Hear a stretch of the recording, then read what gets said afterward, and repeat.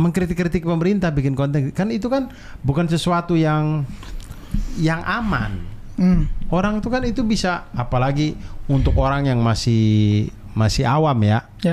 Kan gampang diciduk, gampang ditekan. Misalkan kayak kampus kalau itu viral, kampusnya dimarahin, bisa jadi rektor ini, bisa jadi DO, bisa ini.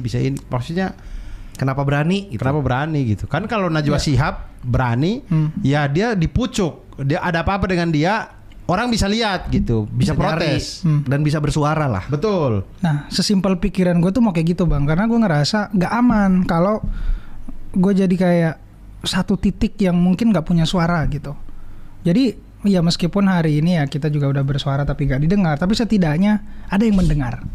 Jadi dari situ gue pengen ngerubah satu ekonomi keluarga, ngerubah diri gue, akhirnya mulai dari jalan yang awalnya tuh memang kayak gue nggak sengaja gitu bikin konten yang ngekritik, tapi memang kacamata dan bisa dibilang pisau analisisnya gue tuh ya berangkat karena tadi gue pengen jadi jurnalis kan. Jadi dari situ tuh setiap hari habit gue adalah ngebaca berita kalau gue bangun tidur. Jadi ngebaca apa yang kayaknya perlu gue suarain. Jadi kayak dari situ akhirnya kayak kepantik setiap hari bikin konten.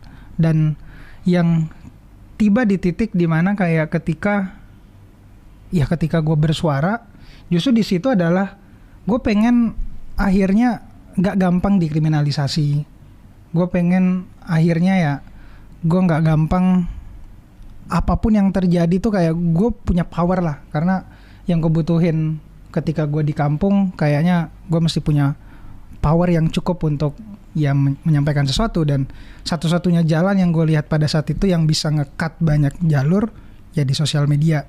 Dan terbukti hari ini kan bahwa ya segampang itu sebenarnya kita diganggu. Tapi kalau kita punya cukup power gitu dengan komunitas, dengan followers, itu bisa jadi benteng. Makanya itu satu-satunya pilihan, karena gue nggak lahir dari keluarga jenderal atau pejabat gitu.